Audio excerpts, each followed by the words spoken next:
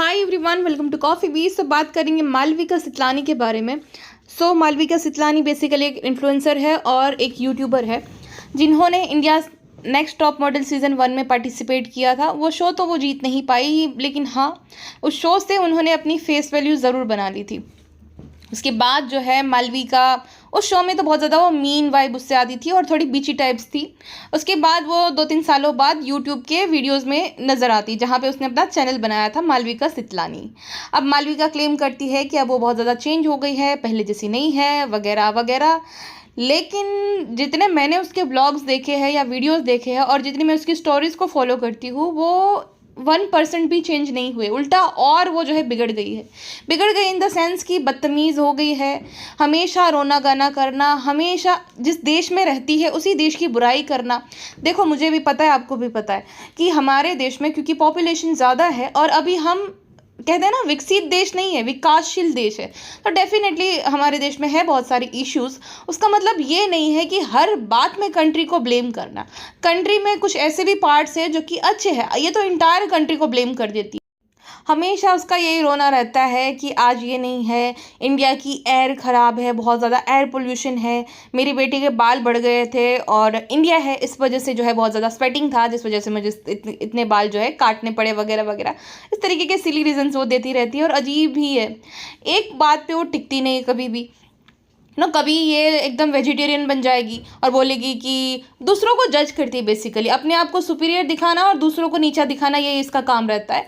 तो अपनी स्टोरीज में ऐसा बोलेगी कि मैं तो वेजिटेरियन बन गई हूँ। पता नहीं वो कैसे लोग हैं जो मांस मच्छी खा लेते हैं। फिर कुछ टाइम उसको लगता है कि लोग भूल गए, तो 1-2 महीने बाद ना वापस से वो अपनी इंस्टा स्टोरीज में जो है नॉनवेज के या सी फूड के फोटोज शेयर कर देती कि आज का मेरा मील ये है। तो इतनी बड़ी हिपोक्रिट है। कभी कभी ये एकदम ही रिलीजियस बन जाएगी कि मैं तो अब म्यूजिक सुनूंगी ही नहीं। आज ही मैंने उसकी स्टोरी देखी है जहाँ पर वो तौबा तौबा पर अपनी बेटी को जो डांस कर रही है वगैरह वगैरह। तो इसका कोई प्रॉपर स्टैंड होता ही नहीं। आज ये ऐसा बोलेगी, कल वैसा बोल देगी।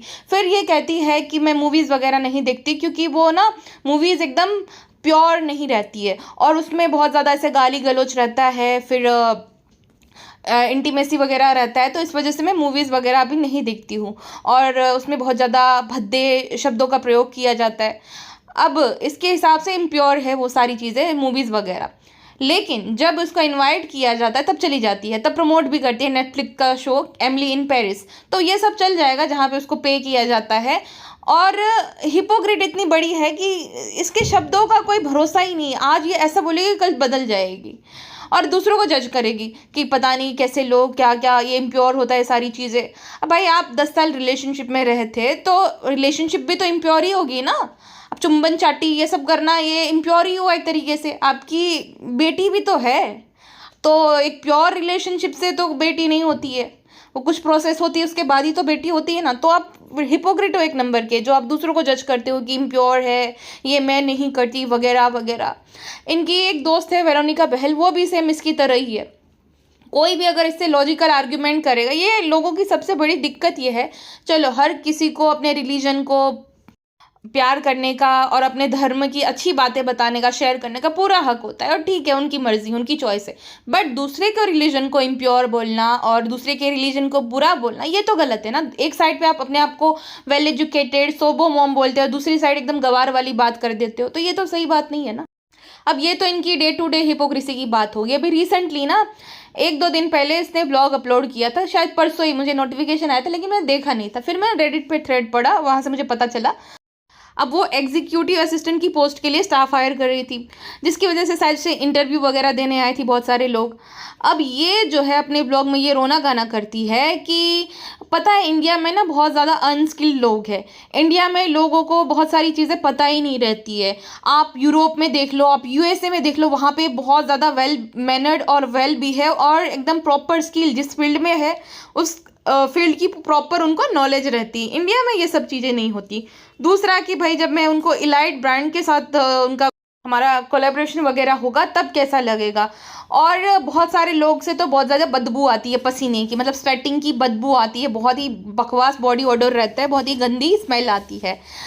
मैंने तो ये बोला कि भाई वो डिओड्रेंट पड़ा है, कम से कम ये डिओ ही लगा लो, यूज़ कर लो, ताकि तुम अच्छे जो है तुमसे स्मेल आए। तो इस प्रकार का ये जो है रोना गाना करती है। उसके बाद ज़्यादा कमेंट्स भी नहीं थे, फिर भी जो है वीडियोस जो है डिटेक्ट डाउन कर देती है, प्राइवेट कर देती है कि मुझे तो बहुत ज़्यादा थ्रेट्स आ रहे हैं। क्यों थ्रेट्स आएंगे तुम्हें? तुम्हें ना लोग रियलिटी चेक दे रहे होंगे, ना कि थ्रेट्स आ रहे होंगे। थ्रेट कोई क्यों देगा भाई तुम्हें? हर किसी के पास इतना ज़्यादा जो है टाइम हो गया कि थ्रेट्स देने लग जाए, ताकि वो फंस जाए कि भाई आप ऑनलाइन जो है किसी को थ्रेट्स दे रहे हो। कोई थ्रेट्स नहीं देगा, रियलिटी चेक दे रहा होगा। और ज़्यादा जब लोग रियलिटी चेक देने लगते हैं तो ये फिर रोना गाना करने आ जाते। पता है, पहले मुझे लगता था कि रेडिट वाले ऐसे ही खामखा इसके पीछे पड़े, लेकिन भाई इसकी जब से मैं स्टोरीज चेक कर रही हूँ, मुझे लगता है कि जितनी बातें हो रही है उससे ज़्यादा ये डिजर्व करती है हेट।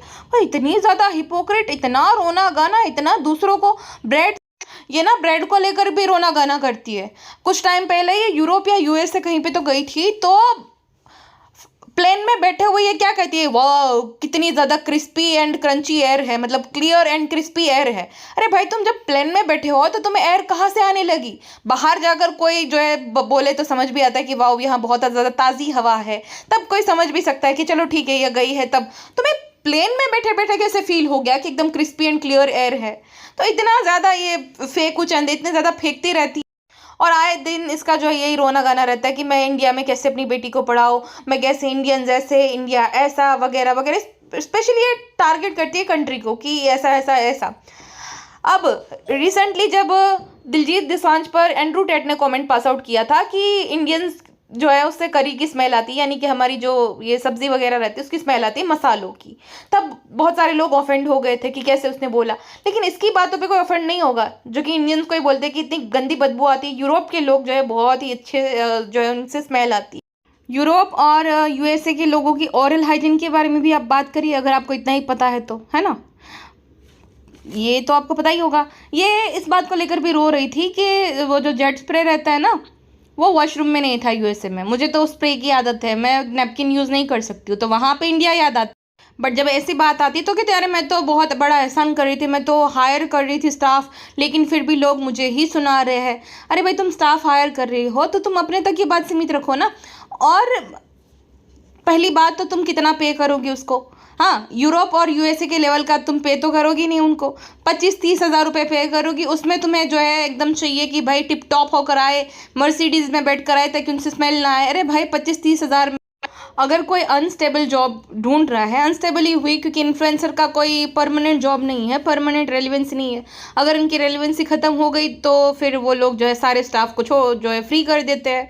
तो कोई स्टेबल जॉब नहीं है, उसमें भी फ्रेशर को अगर हायर कर रही है तो उनके अलग ही स्ट्रगल होते हैं। अब तुम बांद्रा में रहती हो और वो ट्रेन में जगह भी नहीं रहती, इतनी भीड़ रहती है, प्लस मुंबई का क्लाइमेट, मुंबई के वेदर के बारे में तो तुम्हें अच्छे से पता ही होगा। अफसोस लेकिन नहीं पता होगा इसको। ये ना बंद कमरे में 4 दीवारी के बीच में एसी जो है शुरू करके ज्ञान बांटती रहती है, रोना गाना गाती रहती है। इसको बाहर की दुनिया के बारे में क्या ही पता। बांद्रा से बाहर निकलो मैडम जी, बांद्रा के बाहर भी मुंबई है। तो जो भी आएंगे, 25 हज़ार की नौकरी करने को आ रहा है, तो पहली बात मुंबई में तो सर्वाइव करना ही एक सबसे बड़ा स्ट्रगल है। उसमें भी ऐसे लोग रहते हैं जो कि किसी को अपने जो है बॉडी ऑर्डर को लेकर जज करते हैं। अगर कोई तुम्हें उस बात के लेकर जज करे कि तुम्हारा जो नाक है वो बहुत बड़ा है, अगली नोज है तुम्हारा, तो तुम्हें कितना बुरा लगेगा? किसी ने बोला तुम्हें?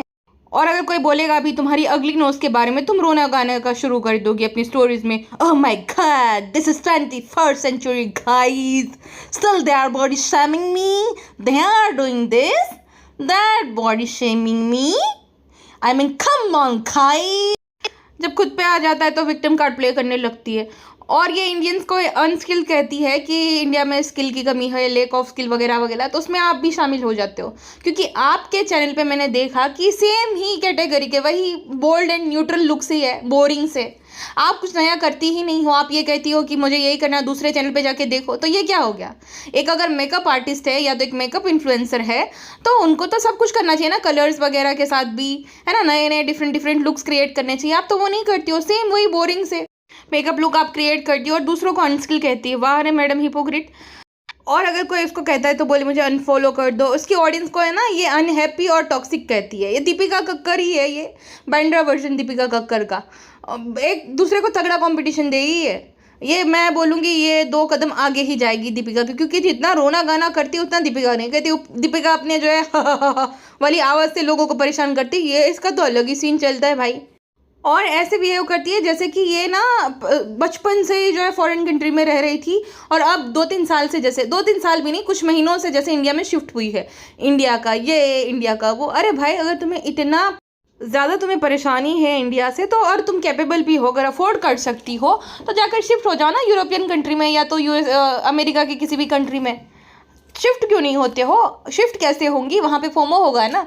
यहाँ पे यहीं पे रहना है, देश को बुरा भी बोलना है, इंडियंस को भी बुरा बोलना है, और यहीं पे जो है कमाने हैं। वहाँ पे तो अफोर्ड नहीं कर पाएंगे ना। वहाँ में तो अगर तुम जॉबलेस हुए तो तुम होमलेस भी हो जाओगे, वहाँ का तो वैसा सीन है। प्लस एक और दिक्कत है कि यहाँ पे इंडियंस है तो इंडियंस देखते हैं, वहाँ तो रेवेन्यू भी कम आएगा, डॉलर्स में आएगा, तो ये भी दिक्कत है। और दूसरा, आपको वहाँ कोई जानता नहीं तो कोई भाव नहीं देगा, ये भी एक दिक्कत है। आप कांस फिल्म फेस्टिवल में गए थे, आपको किसी ने भाव भी नहीं दिया था, वो वीडियोस भी मैंने देखे। तो इतना क्या घमंड है, इतनी क्या जो है नौटंकी करनी है, और इतना क्या वो करना है दिखावा, जैसे कि आप कभी इंडिया में रहे ही नहीं हो। ये सब नौटंकी बंद कर देनी चाहिए। और आप कोई एहसान नहीं कर रही थी, अगर किसी को हायर भी कर रही थी ना, आप अपनी सहूलियत के लिए कर रही थी, जो कि आपने हायर भी नहीं किया और सुना भी दिया और उनके नाम पे पैसे भी कमा लिए। तो आप एक बहुत अच्छी बिजनेस वूमेन ज़रूर हो। कितने टाइम से बोल रही है कि भाई ये शट डाउन हो जाएगा, शट डाउन हो जाएगा, फिर बोलती है कि अरे आपके बहुत ज़्यादा हैवी सपोर्ट की वजह से, प्यार की वजह से हम लोग शट डाउन नहीं कर रहे। तो आप इतने बड़े तो हिपोक्रीट हो। और कहीं ना कहीं अब मुझे लगता है कि जितना इनको कॉल आउट किया जाता है रेडिट पर, वो बिल्कुल सही कर रहे हैं, क्योंकि ये है ही इस लायक कि इसको कॉल आउट किया जाए, इनको क्रिटिसाइज़ किया जाए। फिर भी नहीं सुधर रही। सोचो, इतना क्रिटिसाइज़ करने के बाद अगर कोई कुछ बोले ना, तो भाई साहब ये तो सर पे चढ़। खैर, ये तो सुधरेगा नहीं, लेकिन ये वीडियो बहुत लंबा हो रहा है, तो अभी यहीं पे समाप्त कर देते हैं। अभी के लिए बस इतना ही। मिलते हैं नेक्स्ट पॉडकास्ट में। अपना ध्यान रखिएगा।